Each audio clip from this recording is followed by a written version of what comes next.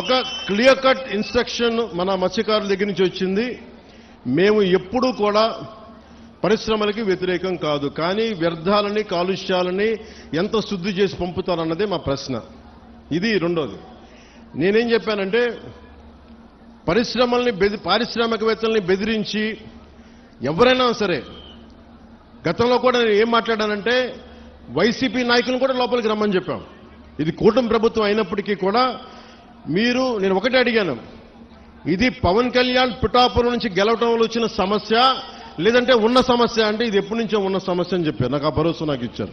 నేను సందేహించడానికి అడగల, శంకించడానికి అడగల, మన అసలు ఎలా వచ్చింది మూలం ప్రజలందరికీ తెలియజేయడానికి. సో నేను అన్నీ మాట్లాడితే ఖచ్చితంగా ఈ కాలుష్యం మీరు లేనిపోయిన అభాండాలు మత్స్యకారులు ఎవరు వేయరు, అది నేను అర్థం చేసుకోగలను. మనం మత్స్యకారులందరూ ఎలా ఉంటాం, కష్టపడతాం, ధైర్య సాహసాలతో సముద్రంలోకి వెళ్తాం, వేటపడతాం, చిన్నపాటి గొడవలు ఉంటాయి, కానీ కక్షలు కారుణ్యాలు పెట్టుకునే జాతులు కావు. మనం గొడవ పడతాం, వేటకెళ్లేవాడికి కోపం ఉంటుంది, వేటకెళ్లేవాడికి పౌరుషం ఉంటుంది. అంతేగాని మనం ఎవరిని కూర్చొని ఒకరి పొట్ట కొట్టాలనో ఇంకోట్లా అనుకునేది కాదు. కానీ మన పొట్ట కొడుతుంటే మనకి బాధ ఉంటుంది, మనకి ఆవేదన ఉంటుంది. నేను ఒకటే చెప్పా, సంఘాల నాయకులతో కూర్చొని మాట్లాడుతా అంటే వాళ్ళు ఒకటే చెప్పారు, మేము ఎన్ని చెప్పినా మీరొచ్చి కొత్తపల్లి ఉప్పాడలో మీరు పెడితే తప్ప ఈ మన యువత మాట వినరు, దయచేసి ఈ మాట చెప్పండి అంటే నేను సంఘాల నాయకులందరితో పాటు మత్స్యకారి పెద్దలందరితో పాటు చాలా మంది యువతను అడిగాను. దాదాపు 8-9 మంది యువతతోనే ప్రత్యేకించి అడిగాను. చెప్తే వాళ్ళు చాలా ప్రోగ్రెసివ్గా ఉన్నారు. వాళ్ళు అడిగింది ఏంటంటే, ఒకటి, ఈ వ్యర్థాలని ఎలా శుద్ధి చేస్తారు, శుద్ధి చేస్తే మేము పొల్యూషన్ కంట్రోల్ బోర్డుని మేము ఎలా నమ్మాలి, వాళ్ళేమో చేయట్లేదు అన్నారంటే దానికి నేనేం చెప్పానంటే కలెక్టర్ గారు షణ్మోహన్ గారితో మాట్లాడి నాకు సమయం ఎంత ఇస్తారు ఇవన్నీ చేయడానికి అంటే నేను 3 దఫాలుగా పెట్టుకున్నాను. ఈ 3 రోజుల తర్వాత మళ్ళీ నేను ఒక పడవ తీసుకొని మీరు ఎక్కడైతే వ్యర్థాలు వస్తున్నాయో, ఎక్కడైతే మన మత్స్య సంపద నాశనం అయిపోతుందని మీరు చెప్తున్నారో వాటిలో ఒకసారి నేను వెళ్ళి చూస్తాను. ఎందుకంటే ఒక మత్స్యకారుడిలాగా వెళ్ళాలి అంటే నేను కూర్చోబెట్టి 4 గోడల మధ్య ఉంటే ఇది నాకు మీరు అది అర్థం అవడం కంటే కూడా పేపర్లు తీసుకొని ఆ రిపోర్ట్ చదవడం కంటే కూడా మీరు లోపలికి వెళ్ళి వేటలో వెళ్తే ఎలా ఉంటుందో అలాంటి పరిస్థితుల్లో మీరు ఏమి అనుభవిస్తున్నారో అది చూడడానికి నేను కూడా పడవ తీసుకుని ఒక 2-3 రోజులు తర్వాత ఇక్కడే మన కాకినాడ పోర్టు నుంచే మొత్తం వెళ్ళి ఈ కోస్టల్ లైన్లో ఎక్కడైతే పొల్యూషన్ ఉందనేది మన మత్స్యకారు యువత కానీ నాయకులు కానీ వాళ్ళు చూపించిన ప్రదేశాల మేరకు నేను వెళ్ళి దాని నుంచి నేను స్వయంగా నేను పరిశీలిస్తాను. 1, 2 అసలు పొల్యూషన్ ఆడిట్ చేయమన్నాను. అది దివీస్ కావచ్చు, అరబిందో కావచ్చు, డెక్కన్ కావచ్చు, చిన్న చితక పరిశ్రమలు ఏమున్నాయో. అలాగే నిమ్మకాయల చినరాజప్ప గారు కూడా మాట్లాడుతా పెద్దాపురం నుంచి ఆయన కూడా ఏమన్నారంటే, సార్ ఇక్కడ ఇది ఒక్క సమస్య కాదు, దాదాపు 27,000 మంది ప్రత్యేకించి ఒక పరిశ్రమ ఉంది పెద్దాపురంలో, అది కూడా కాలుష్యం కాలువల్లో వదిలేస్తున్నారు. ఆ కాలువలు మనం ఉప్పాడ దాకా వచ్చేస్తున్నాయి, కాకినాడ దాకా వచ్చేస్తున్నాయి, మొత్తం పంట పొలాల్లోకి వెళ్ళిపోతుంది ఆ కాలువ, ఆ నీళ్లు. దానివల్ల అదే భూమిలోకి ఇంకిపోయి అదే మనం ధాన్యం కూడా తింటా ఉన్నాం, దానివల్ల ఒళ్ళు కూడా పారైపోతుంది, క్యాన్సరస్ అవుతుంది అనేది. సో నేను పెట్టుకుంది ఏంటంటే మనకి చాలా అభివృద్ధితో పాటు మనకు కావాల్సింది ఖచ్చితంగా పర్యావరణ పరిరక్షణ కావాల్సిందే మనకి. దాంట్లో నేను ఎక్కడ కాంప్రమైజ్ అవ్వట్లేదు, దాన్ని ఎక్కడా కూడా నేను మిమ్మల్ని వంచాలని కూడా నేను ప్రయత్నం చేయట్లా. నాకు మీకు కుదరినప్పుడు నేను రాజకీయాలు వదిలేసి వెళ్ళిపోతాను తప్ప నేను మీ న్యాయం చేయలేనప్పుడు నేను కూర్చోబెట్టి నాకు నిజంగా మీ గుండెల్లో పెట్టుకున్న అభిమానం కంటే కూడా నేను పదవులుగా నేను ఏం చూడను. కాకపోతే ఈ పదవి ఉన్నది చాలా మందితో కూర్చొని సామరస్యపూర్వకంగా ఎలా పరిష్కారం చేయాలి అన్నదే నా తపన. సో నేనేం చెప్పానంటే ముఖ్యంగా నేను చెప్పింది ఏంటంటే అసలు ఎంత పొల్యూషన్ జరుగుతుంది ఆ ఆడిట్ని ఒకసారి చేయమని చెప్పాం.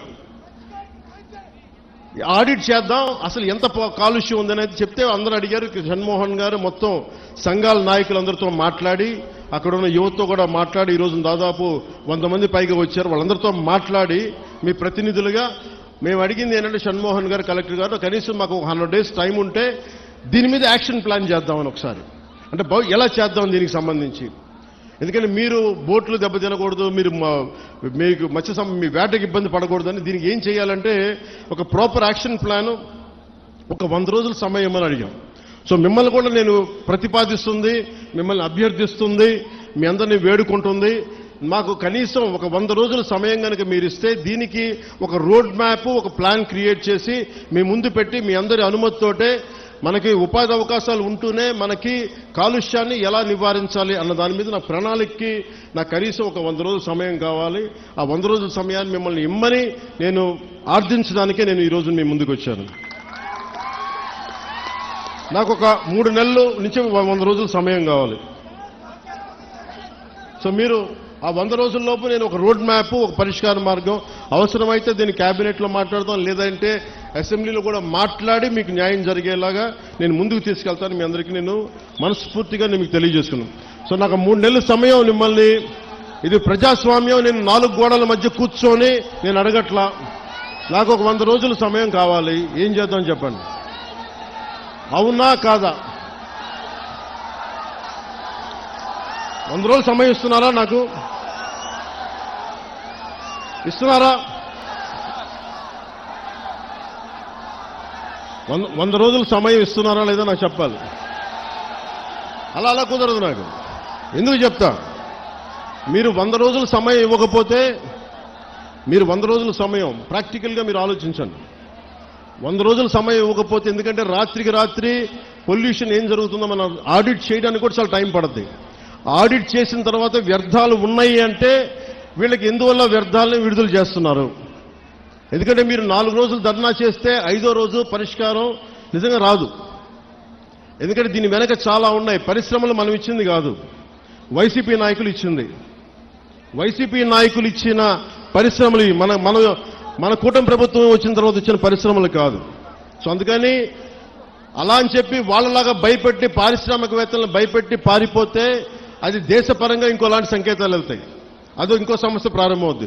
సో మేము ఆలోచిస్తుంది వయా మీడియాగా మధ్యలో పొల్యూషన్ రాకుండా, మన మత్స్య సంపద చనిపోకుండా ఎలాంటి పరిష్కారం వెతకాలి.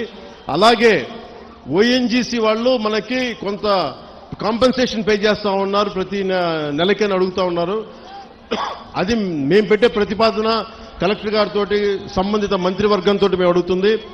ఈ ఎక్కడైతే ఎఫెక్ట్ అవుతా ఉన్నారో వాళ్ళకి సంబంధించి ఆ పరిశ్రమలు కానీ పారిశ్రామిక యాజమాన్యంతో మాట్లాడి వాళ్ళు ఎంతవరకు చేయగలరు, ఒకళ్ళు కాంపెన్సేషన్ ఇవ్వగలరా, నెలకి ఇవ్వగలరా, లేదంటే 1 టైం సెటిల్మెంట్ చేయగలరా, ఇవన్నీ మాట్లాడాల్సిన అవసరం ఉంది, మాట్లాడాల్సిన పరిస్థితి ఉంది. అది మీకు అంటే ఇవన్నీ చేయడానికి నాకు కనీసం ఒక 3 నెలలు సమయం కావాలి. 3 నెలల సమయం తర్వాత ఖచ్చితంగా ఒక పరిష్కార మార్గానికి తీసుకొచ్చి, ఇది ఎందుకంటే పిఠాపురం మోడల్, ఈ పొల్యూషన్ మోడల్ రాష్ట్రం అంతా అప్పీల్ అవుతుంది, అప్లై చేయాల్సిన పరిస్థితులు వస్తూ ఉన్నాయి. ఎందుకంటే పరిశ్రమలు రావాలి. ఉదాహరణకి మీకు భీమవరం దగ్గర ఆక్వా పార్క్ ఉంది. ఆక్వా పార్క్ పెడితే ఏం జరిగింది, అక్కడ కూర్చోబెట్టి రాత్రి గొడవలైనవి. కానీ ఆక్వా పార్క్ పోలీసులు ఛార్జ్ చేశారు, కేసులు పెట్టారు, కానీ పరిష్కారం దొరకలా. మనకు అలాంటి పరిస్థితులు రాకూడదు. నేను ఒకటే చెప్పాను, జనసేన నాయకులకు కావచ్చు, ఇంకే నాయకులకైనా కావచ్చు, ఎవరైనా సరే ఈ కాలుష్యాన్ని అర్థం చేసుకొని దీని మీద ఒక మీకు కథ చెప్పేవాళ్ళు కావాలంటే ఈ రోజుకి మీకు కూర్చోబెట్టి ఆకాశాన్ని చెప్పేస్తా, 3 రోజులు అయిపోతుంది సమస్య, నేను మాట చెప్పేయగలను. నేను మిమ్మల్ని కూర్చోబెట్టి మీ చేత చప్పట్లు కొట్టించుకుని వెళ్ళిపోగలను, కానీ ఏం చేయను.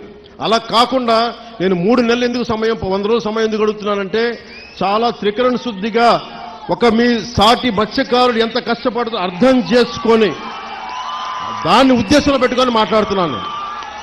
అందుకని నాకు మీకు ఒకటి చెప్తున్నాను, నిజం కురచ బొంకు పొడవు అంటారు. అంటే అబద్ధం చెప్పడానికి ఇంత చెప్తాం, అసలు మీకు మేమేం చేయగలం అని చెప్పట్లా. నిజం మీకు చేస్తానని చెప్తున్నా. మీకేం చెప్పాను, మీకు నిలబడతానంటే నిలబడతా. మీకు రోడ్డు ఇక్కడ ఉప్పాడ ప్రొటెక్షన్ వాళ్ళు చేస్తారంటే చేస్తాం. దాన్ని కూర్చోబెట్టి మీరు రేపు నుంచి ప్రతి గంటకి ఏమైంది డేటా అంటే అలా కుదరదు. మీకు నా టర్మ్లో, నా టెన్యూర్లో మీకు చేసి పెడతాను. ఉప్పాడ ప్రొటెక్షన్ వాల్ వచ్చి తీరుతుంది.